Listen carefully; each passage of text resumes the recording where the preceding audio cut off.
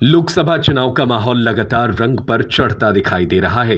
इसी के चलते खंडवा लोकसभा कांग्रेस प्रत्याशी नरेंद्र पटेल ने सोमवार को बागली विधानसभा के बागली मंडल की चापड़ा खड़ी पट्टी के एक दिवसीय दौरे के दौरान कार्यकर्ताओं से मुलाकात की। खड़ी पट्टी के गांवों में सभी कार्यकर्ताओं से मुलाकात कर चुनाव को लेकर चर्चा की गई।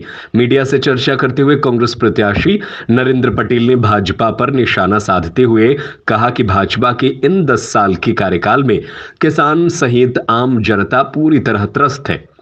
इस चुनाव में एक अलग ही माहौल नजर आ रहा है, लेकिन इस दौरान भाजपा में हार का डर भी सता रहा है। उसी के कारण प्रशासनिक तंत्र का दुरुपयोग कर भाजपा के नेता कांग्रेस के बड़े नेता पर दबाव डालकर भाजपा में सम्मिलित होने पर मजबूर कर रहे हैं। नामांकन के बाद बागली विधानसभा का ये दूसरा चरण मैं अपने क्षेत्र में बागली में आया हूँ। तो जो खड़ी पट्टी के नाम से जाना जाता है ये क्षेत्र, इस क्षेत्र में हर गांव में आकर हमारे कार्यकर्ताओं के साथ में मिले। एक कांग्रेस के प्रति उत्साह है, बदलाव का, सब जनता और किसानों का बदलाव का मन बना हुआ है। और ख़ास तौर पर यहाँ पर जो किसान लोग हैं, इन लोगों को इनकी फसल का मूल्य नहीं मिलने के कारण या समर्थन मूल्य नहीं होने के कारण ये लोग किसान लोग जो है आज की स्थिति में सरकार को परिवर्तन करना चाहते हैं। मतदान की तारीख भी नज़दीक आ रही है और कहने कहीं कांग्रेस पार्टी कहने कहीं चुनावी मैदान में शोरगुल वाला जो प्रचार प्रसार रहता है, जिसका माहौल बनता है, उससे कहने कहीं तो नज़र आ रही है। देखो, ऐसा है, शोरगुल का समय आज विड्रा का दिन है और आज हमें सिंबल का जो हमारे चिन्ह चुनाव आवंटन होगा वो आज के दिन ही होगा। चुनाव कायदे से आज से प्रारंभ हुआ है। आज एक कांग्रेस पार्टी को बड़ा झटका लगा है इंदौर में। जो कांग्रेस के प्रत्याशी हैं उन्होंने अपना नामांकन वापस लेकर बीजेपी का दामन थाम लिया है। ये दौर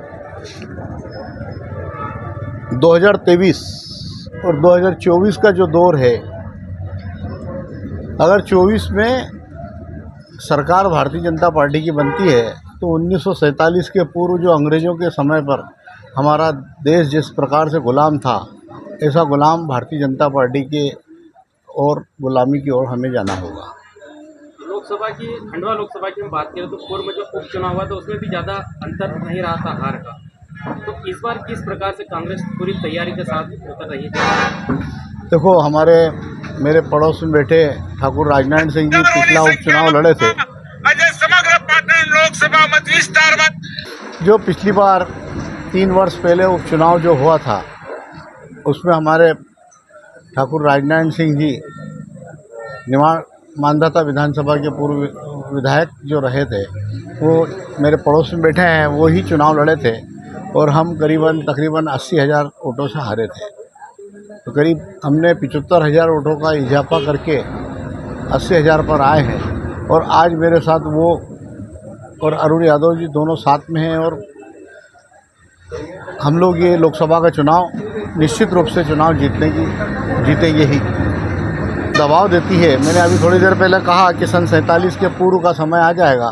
तो भारतीय जनता पार्टी का आज की तारीख में, जैसे इंदौर का आज उन्होंने कांग्रेस के प्रत्याशी का फॉर्म विड्रा करवाया, ये कहीं ना कहीं दबाव है, ईडी का दबाव है। पिछले 15 दिनों से उनके स्कूल कॉलेजों में उनकी जांचें चला रही है, तो इस तरीके का इन लोगों को दबाते हैं। इसी प्रकार से उन्होंने जब चुनाव हुआ उस समय सरपंचों को और इस तरीके से सरपंचों को डरा के और गांव के छोटे मोटे व्यापारियों को डरा धमका के अपनी पार्टी में समर्थन करवाते हैं और इस वजह से कहीं ना कहीं उनको लॉस हुआ है।